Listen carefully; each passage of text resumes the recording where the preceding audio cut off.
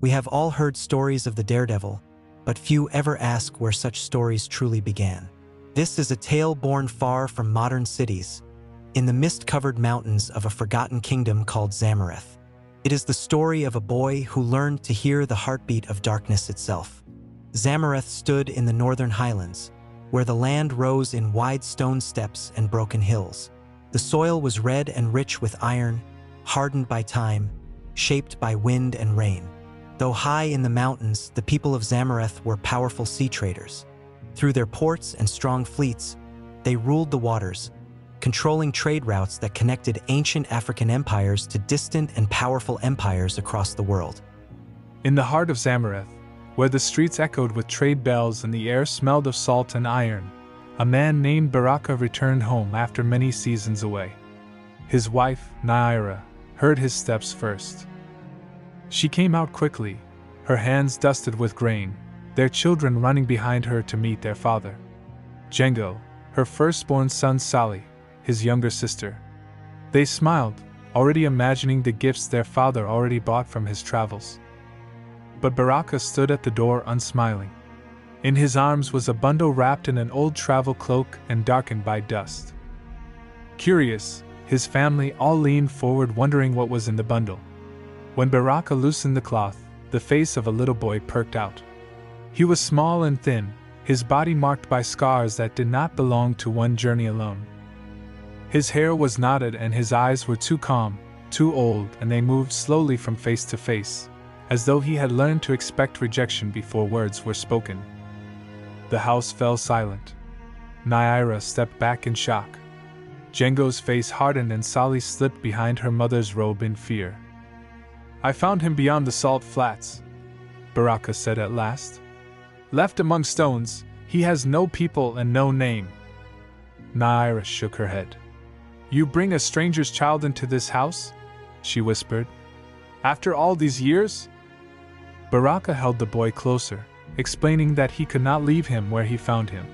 The child shifted then, barely moving, his fingers tightening around the edge of the cloak as if it were the last thing holding him to the world. No one reached for him or attempted to touch him. That night, as the streets of Zamareth remained noisy, Baraka's house was empty of any sound. Something unusual had settled in. A presence that did not belong, yet refused to leave. And though none of them understood it then, the child Baraka had brought home that night would grow into a force that would change the fate of them all. They named the child Zaid, for he had come from wandering and was meant to endure it. He grew up in Baraka's house beside Django and Sally, but never among them. Where they laughed loudly and moved easily through the world, Zaid learned early to keep to himself. He spoke rarely, and when he did, his voice was low, as though sound itself had once betrayed him. His eyes watched everything around him carefully. While Naira hated him for his silence and unusual behaviors, Baraka favored him. No one understood why.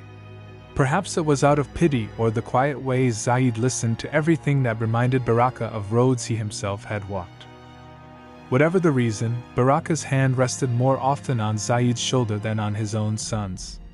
He praised Zaid's endurance, trusted him with work meant for older boys, and spoke his name gently. This attitude was enough to breed hatred. Whenever Baraka was away, the house became harder for Zaid. Naira's eyes followed Zaid like a hawk. She became cruel to him. Her voice sharpened when she spoke to him, and with every opportunity she got, she whipped him hard. Soon she stopped him from speaking at all. Zaid was not to ask questions or sing. He was not allowed to hum, or even answer unless commanded. Django learned his mother's cruelty quickly.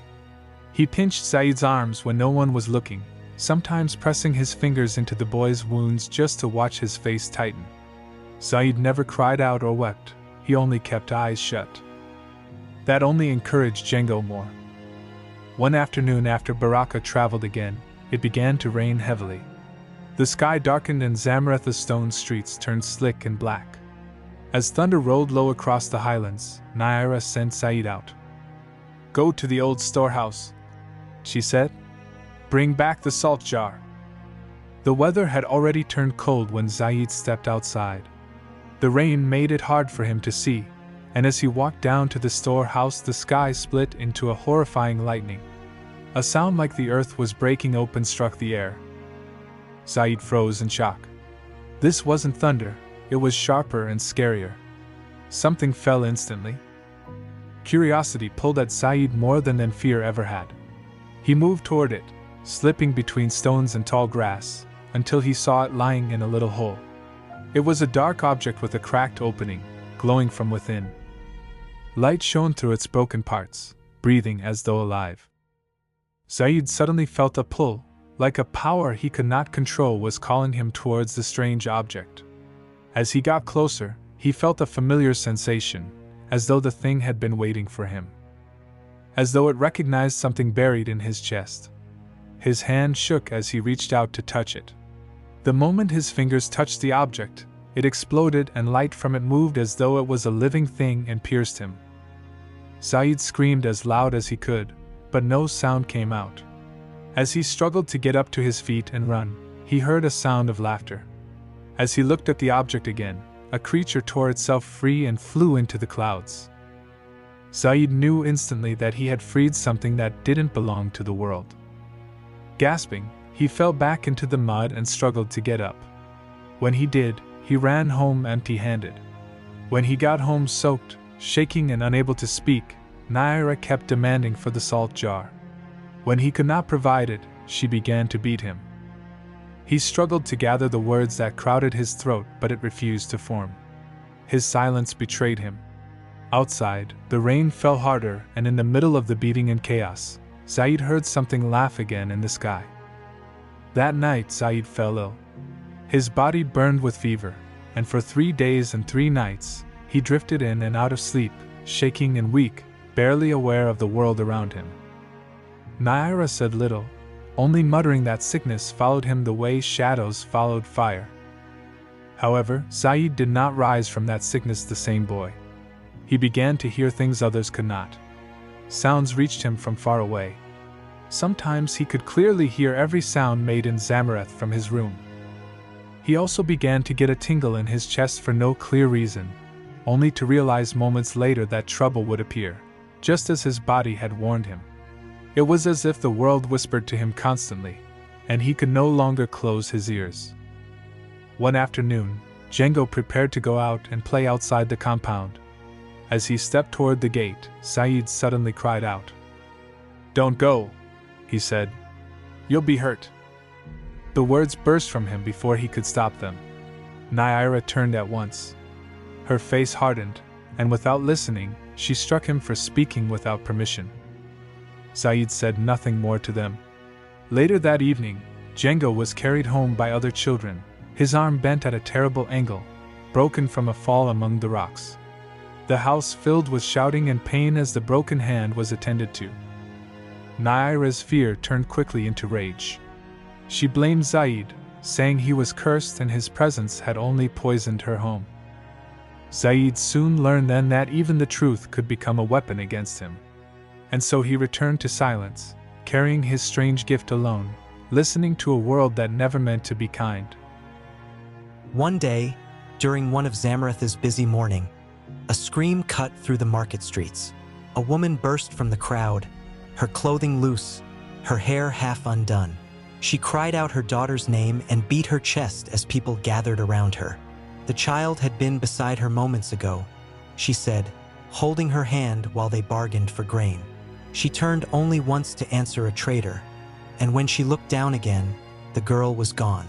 Neighbors searched the market first, calling the child's name, peering behind stalls and baskets. When they found nothing, the woman ran home, hoping the girl had somehow wandered back alone. But the house was empty. That was when panic truly took hold. An alarm was raised, and soon the entire neighborhood was on its feet. Zaid stood at the edge of the crowd, unnoticed.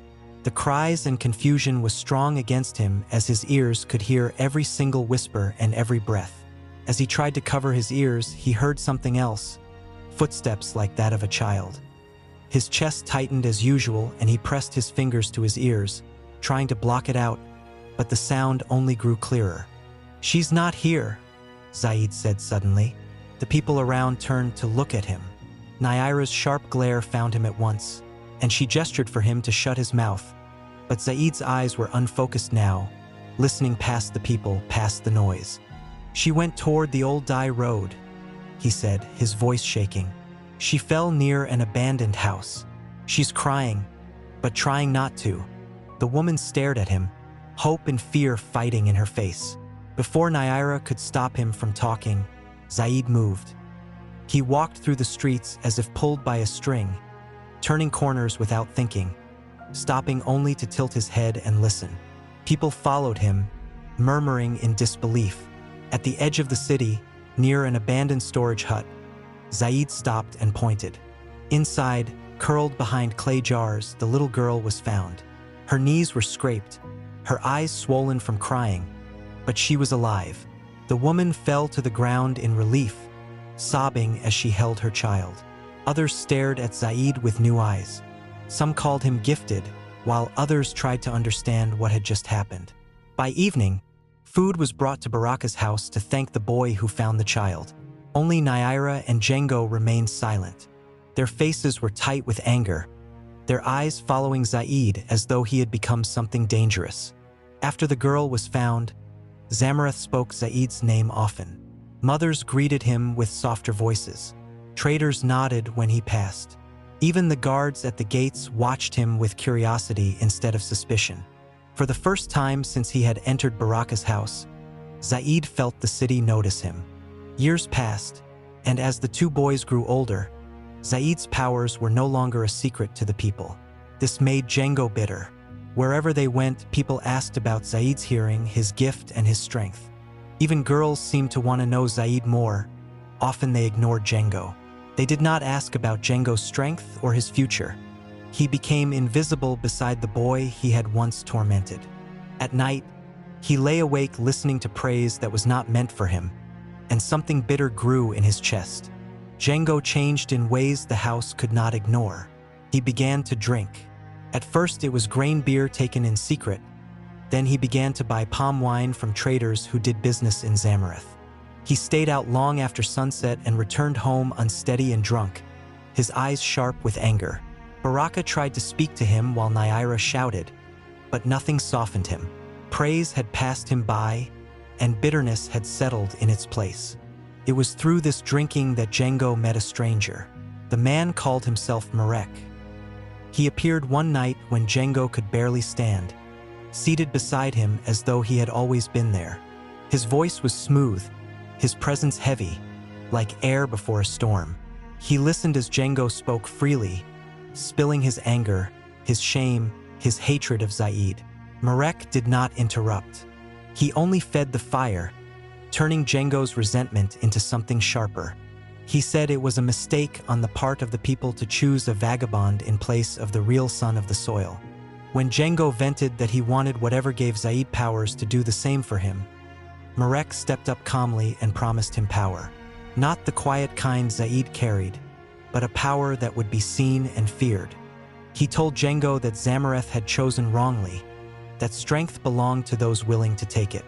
All he asked in return was obedience. He said he needed Django to run small errands at first, carried out without question. Django agreed. Django was told to touch the land, not with fire, but with care that turned cruel. Marek began to work through the drunk boy, casting spells on lands, slowly poisoning the whole of the city. He ordered Django to open the city's storehouses after casting a spell on the guards on duty. This allowed rats to crawl in and air to get into the grains. By morning, he locked up the storehouse like nothing happened. The stranger's power did not create disaster. It bent the timing of seasons. Rain came too soon or too late. Wind fell on harvests at the wrong hour. Everything looked like misfortune, not attack. So when Zamareth weakened, no one knew where to point the blame. Marek told Django that to rebuild, something had to be broken first. And though Django slowly came to understand that Marek was not a man at all, he did not turn away. He stayed calm, obedient, and cruel, believing destruction was the price of becoming great. Zaid began to feel the change in the air. It first started with Django. When Django passed near him, Zaid sensed a deep wrongness. He could sense the dark pool of evil energy surrounding his half-brother. Zaid began to monitor his movements, following him to his secret meetings and tailing his movements. The moment he found Django and Marek, he instantly knew who that was. His presence was marked by the same dark energy he felt on that night when he received his powers. Raising his face, Marek maintained eye contact with him. Then, using his free hand, he froze time, allowing only him and Zaid to move. Zaid recognized the presence even better now.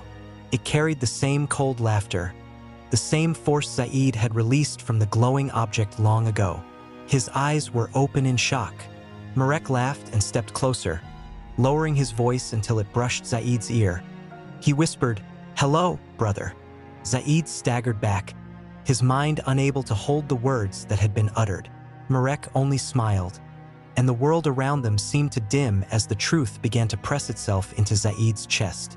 They had both been shaped by the same ancient force, the First Pulse, the raw breath of Astar himself.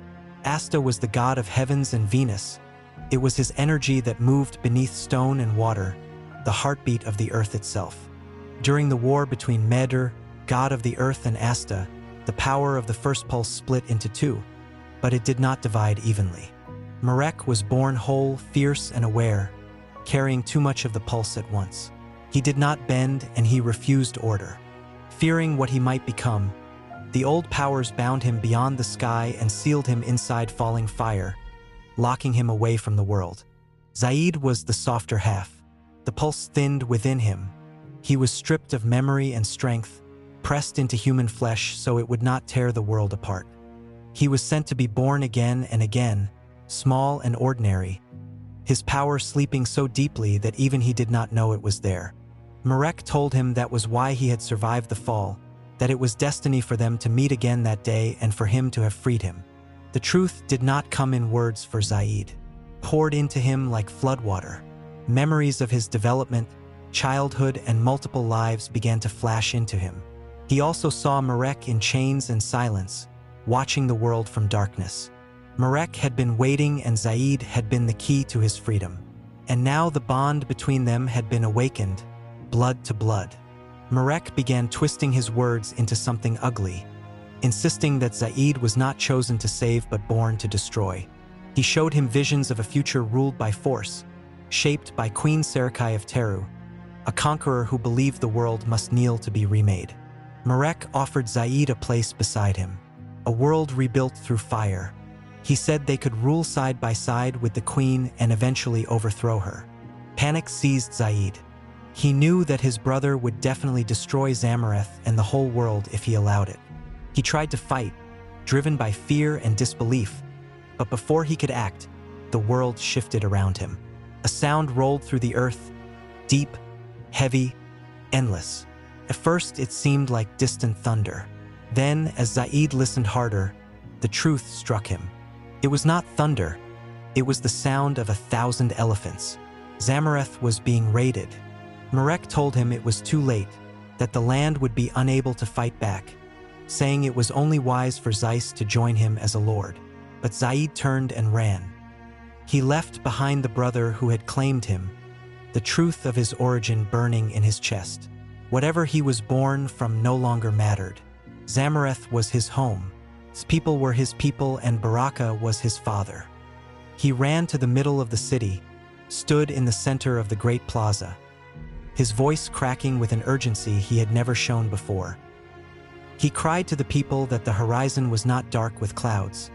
He cried out to the elders that the sails of Queen Sarakai of Teru was making its way into the city.